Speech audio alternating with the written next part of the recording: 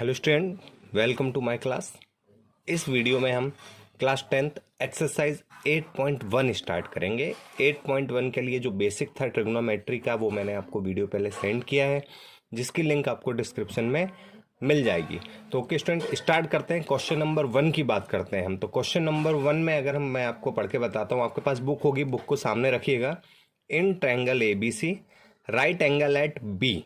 एक triangle ABC जैसा आप फिगर में अभी देख रहे होंगे, वो कि राइट एंगल किस पर है? बी पर है। तो बेटा आपको इस चीज़ का ध्यान रखना होगा कि ये जो पॉइंट है ये हमारा राइट एंगल है। तो राइट एंगल जब भी होगा आपको यहीं पर ही बी लिखना है। आप बी पॉइंट को और कहीं नहीं दे सकते, क्योंकि आपके लिए राइट एंगल जो है वो बी है।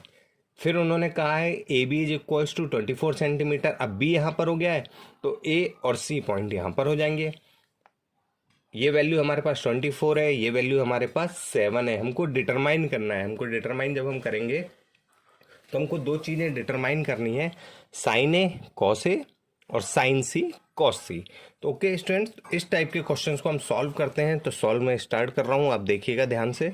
ओके, सॉल्यूशन लिखा मैंने। तो मैं आपको पहले बता देना चाहता हूँ कि इस टाइप के क्वेश्चंस को सॉल्व करने के लिए हमें सबसे पहले इन तीनों साइड्स का पता होना बहुत ही ज़रूरी है। अगर ये तीनों साइड पता नहीं है तो हम ये कैलकुलेट नहीं कर पाएंगे। तो ओके, हमारे पास देखिए परपेंडिकुलर है, बेस है, तो क्या मैं हाइपोटेनियस फाइंड कर सकता हूँ? बिल्कुल कर सकता हूँ। कैसे कर सकता हूँ? पाइथागोरस थ्योरम की हेल्प से। पाइथागोरस थ्योरम क्या होती है? H square is equals to P square plus B square. Okay, H square मुझे कैलकुलेट करना है। पी की वैल्यू मेरे पास कितनी है? 7 स्क्वायर प्लस 24 स्क्वायर। 7 स्क्वायर होता है 49 और 24 स्क्वायर होता है 576। बेटा मैंने आपको एक वीडियो सेंड किया था बेसिक का, जिसमें मैंने आपको ये बताया था कि आपको 30 तक स्क्वायर लर्न होने चाहिए। तो अब उनकी बहुत ज़्यादा ज़रूरत पड़ेगी। तो बेटा आप अगर नहीं कर सके हैं तो अभी भी टाइम है, आप 30 तक स्क्वायर लर्न कर लीजिए, ताकि आपको किसी भी प्रकार की प्रॉब्लम ना हो। तो ये वैल्यू है हमारी एच स्क्वायर की। अगर एच की वैल्यू कैलकुलेट करनी है तो रूट ऑफ 625, रूट ऑफ 625 होता है 25 सेंटीमीटर। मतलब ये वाली जो साइड है हमारी वो 25 सेंटीमीटर हो गई है। अब मैं बात करता हूँ कि मुझे क्या क्या कैलकुलेट करना है। तो मुझे साइन कैलकुलेट करना है। साइन होता है परपेंडिकुलर अपॉन हाइपोटेनियस। ये बेसिक में मैं आपको पहले बता चुका हूँ। तो sine A is equals to P upon H. Okay, अब एक चीज़ का ध्यान रखना है बेटा, ए, हम एंगल ए पर खड़े हुए हैं। अगर यहाँ से देख रहे हैं तो इसके अपोजिट वाली साइड, ये रही अपोजिट साइड, ये क्या होती है? हमारी परपेंडिकुलर होती है। मतलब ये वैल्यू जो होगी वो होगी 7/25। और इसी टाइप से हमको एक और चीज़ कैलकुलेट करनी है, जो कि है कॉस ए। ये होता है बेस अपॉन हाइपोटेनियस। तो बेस, अब यहाँ पर खड़े हुए हैं तो ये साइड हमारी परपेंडिकुलर है। ये तो फिक्स है कि ये हमारा हाइपोटेनियस होता है। ये परपेंडिकुलर है तो ये क्या होगा? बेस होगा। तो ये वैल्यू होगी 24/25। ओके स्टूडेंट, तो ये हमारा फर्स्ट आंसर आ गया। मतलब साइन ए और कॉस ए की वैल्यू जो कैलकुलेट करनी थी हमको, यहाँ पर कॉमा है, ये अलग अलग वैल्यू कैलकुलेट करनी थी, वो मैं यहाँ पर कर चुका हूँ। अब बात करते हैं हम सेकेंड नंबर की। तो सेकेंड नंबर पर हमें कैलकुलेट करना है साइन सी। साइन सी, साइन तो परपेंडिकुलर अपॉन हाइपोटेनियस ही होता है। बस एक चीज़ यहाँ पर बदल जाएगी बेटा, वो ये कि अब हम इस पॉइंट से देख रहे हैं, क्योंकि देखिए यहाँ पे सी के लिए कैलकुलेट करना है हमको। तो सी मतलब हम यहाँ पर खड़े हुए हैं या फिर इस पॉइंट से देख रहे हैं, तो इसके अपोजिट साइड है ये वाली, ये अपोजिट साइड है। तो यहाँ पर जो वैल्यू होगी परपेंडिकुलर की वो होगी 24 और हाइपोटेनियस हमारा फिक्स है, वो है 25। और वहीं मैं बात करूँ कॉस सी, जो कि होता है बेस अपॉन हाइपोटेनियस। तो अब यहीं पर हम खड़े हुए हैं, ये साइड परपेंडिकुलर है, ये तो फिक्स है, ये हमारा हाइपोटेनियस है, ये परपेंडिकुलर है, तो ये क्या होगा? हमारा बेस होगा। तो ये आंसर आएगा हमारा 7/25। तो ये क्वेश्चन था बेटा हमारा क्वेश्चन नंबर 1 एक्सरसाइज 8.1 का। आई होप कि आप सभी समझ गए होंगे। आगे देखते हैं हम बाकी के क्वेश्चंस। ओके स्टूडेंट्स, अब मैं क्वेश्चन नंबर 2 स्टार्ट कर रहा हूँ। आप देखिए, मैं बुक में मैं आपको बताता हूँ। In figure 8.13 find 10p minus cot R. इस क्वेश्चन में बेटा आपके पास एक फिगर है जो कि ये रहा। इस फिगर से रिलेटेड जो भी वैल्यूज़ हैं वो यहाँ पर गिवन है। आपको इन वैल्यूज़ को कैलकुलेट करने के बाद आपको tan p और cot r की वैल्यू फाइंड करनी है। बहुत इजी है बेटा। सबसे पहले मैंने आपको बताया है कि आपको क्या होना चाहिए, तीनों साइड्स पहले मालूम होनी चाहिए। तीनों साइड्स मालूम होंगी उसके बाद आप कोई भी कैलकुलेशन कर पाएंगे। ओके, हम अप्लाई करते हैं अपनी पाइथागोरस थ्योरम। अगर मैं बात करूं सॉल्यूशन की तो सबसे पहले मैं पाइथागोरस थ्योरम अप्लाई करूंगा जो कि होती है H square is equals to P square plus B square. H square यहाँ पर गिवन है बेटा, देखिए ये हाइपोटेनियस है हमारा, तो ये वैल्यू होगी 13 square is equals to perpendicular भी गिवन है 12 स्क्वायर। हमें क्या करना है, बेस कैलकुलेट करना है, क्यू आर कैलकुलेट करना है, तो वो हमारा बेस है। ये वैल्यू होती है 169 is equals to 144 plus B square.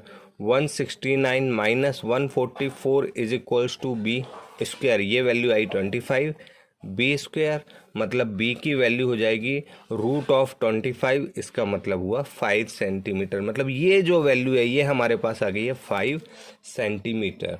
Okay, ये हम कैलकुलेट कर चुके हैं, हमारे तीनों साइड कैलकुलेट हो गई हैं। तीनों साइड कैलकुलेट करने के बाद मुझे क्या फाइंड करना है, tan p। tan p क्या फाइंड करना है यहाँ पर, और cot r। पहले मैं इन दोनों की वैल्यू फाइंड करता हूँ फिर मैं माइनस करूँगा। तो tan p, tan की वैल्यू होती है परपेंडिकुलर अपॉन बेस।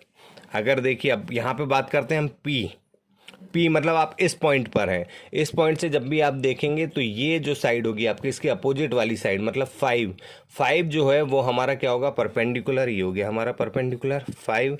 अगर ये परपेंडिकुलर है तो बेस क्या होगा, ये तो हाइपोटेनियस है। हमको मालूम है कि सबसे बड़ी लॉन्गेस्ट साइड जो होती है वो क्या होती है, हाइपोटेनियस। तो हमारा बेस होगा 12।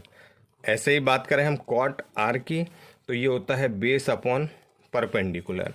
बेस अपॉन परपेंडिकुलर इसका मतलब अब मैं किस पॉइंट पर खड़ा हूँ, मैं हूँ r पॉइंट पर, तो इसके अपोजिट वाली साइड जो है वो होगी परपेंडिकुलर और ये वाली साइड हो जाएगी बेस। तो ये वैल्यू भी आएगी 5/12। अब मुझे कैलकुलेट करना है tan p minus cot r।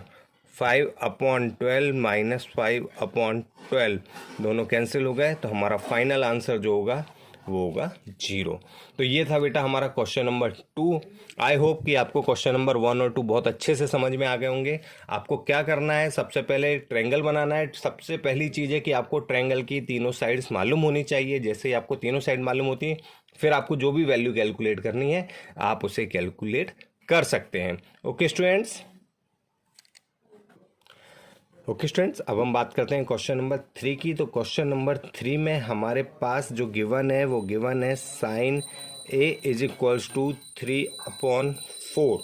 ये गिवन है हमको, ठीक है। ये क्वेश्चन में आपको गिवन है, इसका मतलब ये है कि आपको साइन मतलब ये परपेंडिकुलर है और ये हाइपोटेनियस है। आपको ये जो दो वैल्यू है ये गिवन है। तो देखिए बेटा यहाँ पर मुझे इस पॉइंट को a कंसीडर करना होगा। क्यों, क्योंकि इसके अपोजिट वाली साइड क्या होती है, परपेंडिकुलर होती है, और परपेंडिकुलर की वैल्यू 3 है, तो ये रही 3।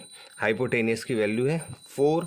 अब इनको मैं b और c के अपने हिसाब से वैल्यू दे सकता हूँ, ठीक है। तो ये वैल्यू हो गई हमारे पास। मुझे इस साइड को फाइंड करना है। इस साइड को फाइंड करने के लिए मुझे क्या करना पड़ेगा, पाइथागोरस थ्योरम अप्लाई करनी होगी। जैसे मैं पाइथागोरस लगाऊंगा, एच स्क्वायर मतलब कि 4 square is equals to perpendicular की वैल्यू हो गई 3 स्क्वायर प्लस बी स्क्वायर 16। ये होगा 9 को इस साइड लाएंगे तो हो जाएगा 9। यहाँ पर हो गया B square 7 is equals to B square. तो बी की वैल्यू आ गई है √7। बी की वैल्यू इट मीन्स हमारे बेस की वैल्यू आई है, तो ये वैल्यू जो होगी ये हमारे पास √7 होगी। क्लियर है। अब मुझे कैलकुलेट जो करना है, तो कैलकुलेट करने के लिए मुझे जो दो चीज़ें दी गई हैं वो है, आप पहले कैलकुलेट करिए। मुझे कैलकुलेट करना है कॉस ए।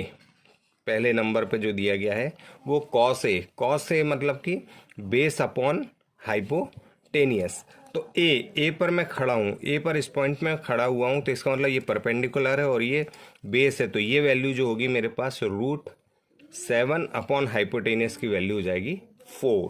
फिर उसके बाद में बात करूँ, मुझे कैलकुलेट करना है सेकेंड नंबर पे tan a। तो tan a होता है परपेंडिकुलर अपॉन बेस। तो ए पर आप खड़े हैं तो परपेंडिकुलर की वैल्यू है 3 और बेस की वैल्यू है √7। तो ये रहा बेटा हमारा क्वेश्चन नंबर 3। आई होप कि ये पूरी अच्छे तरीके से आपको समझ आए होंगे।